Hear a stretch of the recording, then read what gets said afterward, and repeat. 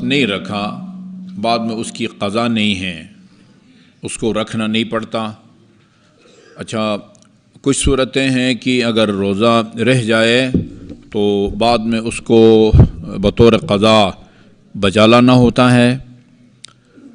اچھا، جہاں قضا بجا لایا جاتا ہے اس کی پھر دو صورتیں بنتی ہیں۔ بعض اوقات صرف روزہ کی قضا بجا لانا ہوتی ہے، بعض اوقات روزہ کی قضا کے علاوہ کفارہ بھی دینا ہوتا ہے۔ ایک کفارہ جس کو فدیہ بھی کہتے ہیں، مد بھی کہتے ہیں، وہ تو بیان کیا گیا۔ زیادہ بوڑھا آدمی، بوڑھی خاتون یا کوئی شوگر کا پرماننٹ مریض جو بالکل روزہ نہیں رکھ سکتے، وہ ایک مد دیتے ہیں۔ وہ فی روزہ 750 گرام ہے، جو ایک مہینے کا 22.5 کلو بنتا ہے۔ نہیں، یہ کچھ صورتیں بنتی ہیں جہاں پر قضا روزہ رکھنے کے علاوہ فی روزہ 3 کاموں میں سے ایک کام کرنا ہوتا ہے۔ 3 کاموں میں سے ایک کام، یا غلام راہ خدا میں آزاد کرنا ہوتا ہے، جو کہ آج کل ممکن نہیں ہے۔ دنیا میں آج کل کہیں بھی غلام کنیز کا نظام یا سسٹم نہیں ہے۔ یا پھر فی روزہ 2 مہینے مسلسل روزے رکھنے پڑتے ہیں۔ 2 مہینے میں سے 31 مہینے مسلسل بغیر کسی ناغے کے، وقفہ کے، باقی ماندہ روزے بے شک وقفے کے ساتھ رکھیں۔ تو یہ آپ نے دیکھا کہ بعض اوقات روزہ رہ جاتا ہے تو بعد میں قضا بجا لانا بھی واجب نہیں ہے۔ بعض اوقات صرف قضا بجا لانا ہوتا ہے، اس کے ساتھ کوئی کفارہ نہیں ہے۔ بعض اوقات روزہ کے ساتھ ساتھ کفارہ بھی دینا پڑتا ہے، یا غلام آزاد کرنا ہوتا ہے، یا 2 مہینے مسلسل روزے رکھنے پڑتے ہیں، دونوں مشکل ہے۔ یا پھر 60 غریبوں کو کھانا کھلانا ہوتا ہے، وہ کفارہ ہے۔ اچھا، ابھی ہم وہ صورتیں بیان کریں گے جہاں روزہ بندے سے رہ جاتا ہے لیکن بعد میں قضا واجب نہیں ہے، بس روزہ رہ گیا، چھٹی، صاف صاف عام فہم الفاظ میں۔ سب سے پہلی صورت یہ ہے کہ ایک آدمی کچھ عرصہ وہ دیوانہ رہا ہے، مجنون۔ انسان کے مکلف ہونے کی 4 بنیادی شرطیں ہیں۔ مکلف یعنی وہ آدمی جو خدا کی بارگاہ میں جواب دہ ہو، واجب ہو، اس کے اوپر حرام ہو، یہ مکلف کہلاتا ہے۔ تکلیف، اردو میں تکلیف یعنی درد، اذیت۔ فقہ کی زبان میں تکلیف کا مطلب ہوتا ہے یعنی بندے پر ذمہ داریاں عائد ہو جائیں، ذمہ داریاں عائد ہو جائیں، نماز واجب ہو جائے، روزہ واجب ہو جائے، خاتون ہے تو پردہ واجب ہو جائے، وہ کام حرام، وہ کام حرام، وہ کام حرام۔ یہ اس کا مطلب ہے کہ خدا نے اس کو تکلیف دی ہے، یہ مکلف بن گیا ہے، یعنی اب یہ جواب دہ ہے، اس کے ذمہ کچھ ذمہ داریاں عائد ہوتی ہیں۔ ان میں مین بنیادی شرط جو ہے وہ عقل ہے۔ عقل ہے تو بندہ جواب دہ ہے، عقل نہیں ہے تو بندہ خدا کی بارگاہ میں جواب دہ نہیں ہے۔ وہ کہتے ہیں نا، عقل ہوئے تو سوچا ہی سوچا ہے، عقل نہ ہوئے تو موجا ہی موجا ہے نا، جو مرضی کرتا پھرے۔ عقل وہ ایک خلیفہ وقت کے پاس ایک خاتون لائی گئی تھی، وہ بدکاری کے مرتکب ہوئی تھی، اس کو زنا کی سزا دینے کی تیاری کی، فیصلہ بھی سنا دیا تھا۔ اس کی قسمت اچھی تھی، امیر المومنین کو پتہ چلا، کہا کہ یہ تو جواب دہ نہیں ہے خدا کی بارگاہ میں، اس پر نہ نماز واجب ہے، نہ زنا حرام ہے، نہ غیبت حرام ہے، یہ تو جواب دہ نہیں، خدا کی بارگاہ میں جواب دہ نہیں ہے۔ ہمیں تعجب ہوتا ہے، یہ رسول کے مسند پر بیٹھا ہے بندہ، رسول کے مسند پر بیٹھا ہے اور پاگل خاتون کو زنا کی سزا دینے جا رہا ہے۔ اچھا جی، اس کے بعد جو آیا، اب یہ پتہ ہونا چاہیے، ہمیں پتہ ہونا چاہیے کہ خدا نے کیسا برگزیدہ پیشوا دیا ہے ہم کو۔ اچھا جی، وہ امیر المومنین علیہ الصلوۃ والسلام وہ کچھ لوگ ایک خاتون کو لے کے جا رہے تھے. فرمایا کہ کدھر لے کے جا رہے ہو اس کو؟ کہا کہ یہ جو ہے نا حاکم وقت کے پاس اس کا کیس آیا تھا. اس خاتون کے ہاں شادی کے 6 مہینے کے بعد بچہ پیدا ہو گیا ہے. شادی کے 6 مہینے کے بعد بچہ پیدا ہو گیا ہے. تو لہذا اس کو ابھی وہ سنگسار کرنے لے جا رہے ہیں. سنگسار گڑھا کھود کے یہاں تک دفناتے ہیں، پھر لوگوں کو پتھر دیے جاتے ہیں، چاروں طرف سے پتھراؤ کر کے اس کو جان سے مار دیا جاتا ہے. آپ نے فرمایا ابھی جلدی نہ کرو، مجھے حاکم وقت سے بات کرنے دو. آپ نے پوچھا کہ یہ آپ نے فیصلہ صادر کیا ہے؟ ہاں جی. امیر المومنین نے 2 قرآنی آیات کی تلاوت کی. 2 قرآنی آیات کی، دونوں کا دیکھیں کیا نتیجہ نکلتا ہے. ایک آیہ کریمہ یہ ہے کہ وَحَمْلُهُ وَفِصَالُهُ 30 شَهْرًا، ایک بچہ جتنے مہینے ماں کے پیٹ میں رہتا ہے اور پیدا ہونے کے بعد جتنا وہ دودھ پیتا ہے، یہ پورا جو دورانیہ ہے وہ 30 مہینے ہیں. ہمیں حمل ٹھہرنے سے لے کر دودھ چھڑانے تک کتنے ہیں؟ 30 مہینے. اچھا، دودھ کتنا پلایا جاتا ہے؟ وَالْوَالِدَاتُ يُرْضِعْنَ أَوْلَادَهُنَّ حَوْلَيْنِ كَامِلَيْنِ، مائیں اپنے اولاد کو 2 سال یعنی 24 مہینے دودھ پلاتی ہے. 30 میں سے 24 نکالو، 6 مہینے. یعنی ان 2 آیتوں کو ملا کے نتیجہ نکالنے کا پتہ نہیں تھا. اچھا جی، عقل ہے، عقل نہیں ہے تو اندہ جواب دہ نہیں ہے. ایک عرصہ بندہ دیوانہ رہا ہے، بعد میں اللہ تعالیٰ نے اس کو شفا دے دی، ٹھیک ٹھاک ہم جیسا بن گیا اور عقل مند سیانہ، ٹھیک ٹھاک جو ہے نا وہ سیانہ بن گیا.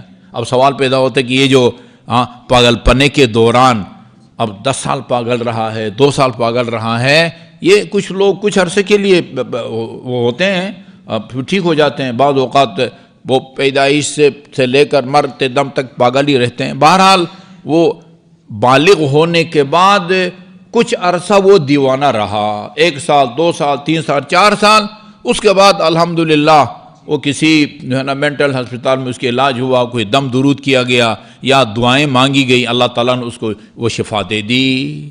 اب سوال پیدا ہوتا ہے کہ یہ جو پاگل پنے کے دوران جو روزے رہ گئے تھے، یہ ٹھیک ہونے کے بعد ان کو قضا بجا لائے گا یا چھٹی؟ نہیں ہے. دیکھیں، ایک عمل واجب ہو اور کسی وجہ سے بندہ اس کو ترک کرے تو پھر قضا ہے نا. جب عقل نہیں ہے تو پھر واجب ہی نہیں ہے اس پر جب واجب ہی نہیں تھا تو پھر بعد میں جب اس کو افاقہ ہوگا، ٹھیک ہو جائے گا. یعنی جنون کے دوران، جنون کہیں یا پاگل پنے کے دوران، اب یہ چند دن کے روزے رہ گئے ہوں، چند سال کے روزے رہ گئے ہوں، ان کی قضا واجب نہیں ہے. اچھا جی، دوسری صورت، اچھا یہ تو سب کو معلوم ہے لیکن لکھ دیا ہے تو بیان کر رہا ہوں. بالغ ہونے سے پہلے جو روزے نہیں رکھتا بندہ، ظاہر ہے وہ بھی چونکہ واجب نہیں تھے، بالغ ہونے کے بعد ان کے قضا واجب نہیں ہے. تیسری صورت یہ ہے کہ اگر ایک کافر 30-35 سال کی عمر میں مسلمان ہو جاتا ہے، 30-35 سال کی عمر میں مسلمان ہو جاتا ہے، وہ جو کفر کے دوران اس نے روزے نہیں رکھے یا نمازیں نہیں پڑھی، وہ مسلمان ہونے کے بعد ان کو پڑھے گا یا نہیں پڑھے گا؟ نہیں پڑھے گا. اچھا، یہ مسئلہ بھی بڑا دلچسپ ہے. ہمارے علماء میں اختلاف ہے کہ جو کفار ہیں، کفار وہ صرف اصول دین میں جواب دہ ہیں خدا کے، یا فروع دین میں بھی خدا کے جواب دہ ہیں؟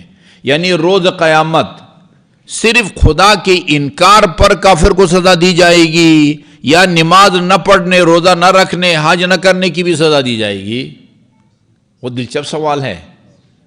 بعض علماء کہتے ہیں نہیں، وہ صرف اصول دین کے معاملے میں جواب دہ ہیں، اس لیے وہ سزا دی جائے گی کہ اس نے خدا کو نہیں مانا، رسول کو نہیں مانا، علی کو نہیں مانا، یہ اور بات کہتے ہیں نہیں اس کو ڈبل سزا ملے گی، یہ خدا کی انکار وغیرہ کی سزا الگ اور واجبات کو ترک کرنے کی سزا الگ۔ بہرحال یہ کفر کے دوران اگر ایک آدمی نے، ظاہر ہے جب کافر نے کیا روزے رکھنے ہیں، بعد میں اگر مسلمان ہو جائے تو حالت کفر میں جو روزے تھے وہ اس پر واجب نہیں ہیں، یا وہ ان کی قضا جو ہے وہ نہ رکھے۔ اچھا جی، اسی طرح خدا نخواستہ ایک آدمی اسی رمضان مبارک میں کوئی وہ ایکسیڈنٹ ہو جاتا ہے، کہیں گر جاتا ہے اور سر کو چوٹ لگ جاتی ہے اور بندے کوما میں چلے جاتے ہیں، اور یہ فرض کیجیے رمضان کے شروع میں بیچارہ اس کو چوٹ لگی سر میں اور وہ کوما میں چلا گیا، اور عید کے بعد جا کے، یا فرض کریں کوئی 21-22 تاریخ کو جا کے وہ کہیں ہوش میں آ گیا ہے، یہ جتنے دن کوما میں رہا ہے یہ بعد میں ٹھیک ہونے کے بعد ان دنوں کے روزے رکھے گا، قضا نہیں رکھے گا؟ نہیں رکھے گا، ہوش ہی نہیں، اسے ہوش ہی نہیں ہے۔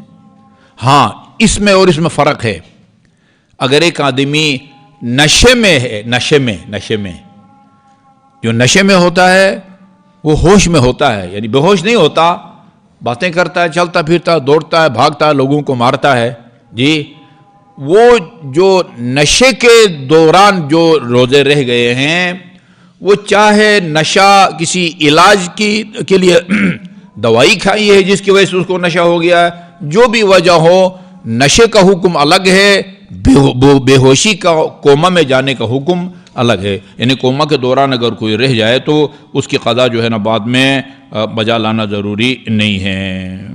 اسی طرح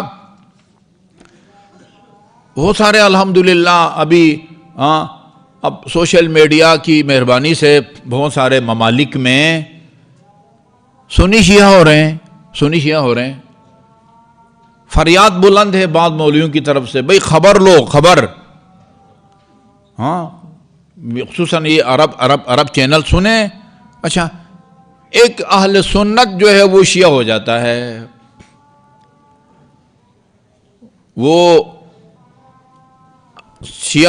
بے شک وہ اپنے جب تک سنی تھا تو وہ وہی 10 منٹ پہلے افطار کرتا رہا ہے، ہاتھ باندھ کے نماز پڑھتا رہا ہے، وضو کرتے وقت جو ہے نا وہ یہاں سے جو ہے نا وہ ہاتھ دھوتا رہا ہے، پاؤں کو دھوتا رہا ہے، لیکن روزے اگر رکھے ہیں اپنے فقہ کے مطابق تو شیعہ ہونے کے بعد وہ دوبارہ روزے نہیں رکھے گا، وہ جو رکھے ہیں وہی صحیح ہے۔ اچھا جی، ایک آدمی بیماری کی وجہ سے روزہ نہیں رکھ سکا، یعنی کسی کا باپ یکم رمضان المبارک کو بیمار ہو گیا، یا خاتون مثلا وہ اس کے رمضان کے آخر میں کہ اس کی ماہواری شروع ہو گئی اور 7 دن مثلا وہ روزہ نہیں رکھ سکی، ایک آدمی پورا مہینہ بیمار رہا اور رہ گئے رمضان مبارک کے روزے، ادھر شوال کا چاند نظر آیا اور اس کا انتقال ہو گیا، یعنی شفایابی کے بعد اتنے دن نہیں گزرے کہ جس میں وہ روزے رکھ سکے کہ جو اسے رہ گئے تھے۔ اب کیا خیال ہے، ایک آدمی رمضان کا پورا مہینہ بیمار رہا ہے، ادھر شوال کا چاند نظر آیا ہے تو وہ فوت ہو گیا ہے، یہاں اس کے اولاد پر یا بڑے بیٹے پر جو ہے نا باپ کی 1 مہینے کی نماز، قضا نماز جو ہے نا واجب نہیں ہے۔ ہاں جتنے دن روزے نہیں رکھ سکا، 1 مہینہ یا 15 دن یا 20 دن، شفایابی کے بعد وہ اتنے دن صحت مند اور روزہ یعنی زندہ رہا ہے کہ جس میں وہ روزے رکھ سکتا تھا، نہیں رکھا اور مر گیا ہے، پھر اس کے ذمے یہ جو ہے نا نماز قضا ہیں۔ اب وہ خود رکھتے ہیں بیٹے یا کسی اور کو معاوضہ دے کے رکھواتے ہیں، جو ہے نا وہ ہے۔ اچھا، ابھی اس انشاءاللہ پھر ہم کل وہ صورتیں بیان کریں گے جہاں وہ روزے جو بندے سے رہ جاتے ہیں وہ روزے رکھے گا، صرف روزہ رکھے گا لیکن ساتھ ساتھ کفارہ نہیں ہے۔ یہ وہ صورتیں تھیں کہ جہاں پر انسان سے روزہ رہ جاتا ہے لیکن بعد میں اس کی قضا واجب نہیں ہے۔ اللہ تعالیٰ سب کو وہ جو دعا خطبہ شعبانیہ ہے اس میں یہ کتنا قیمتی جملہ ہے رسول خدا کا، اس مہینے میں دعا کرو فاسألوا اللہ بنیات صادقۃ و پتہ نہیں وقلب طاہرہ، اس مہینے میں سچی نیت اور پاک دل کے ساتھ دعا کرو کہ اللہ تعالیٰ تمہیں تمام روزے رکھنے اور قرآن کی تلاوت کی توفیق عطا فرمائے۔ عجیب ہے۔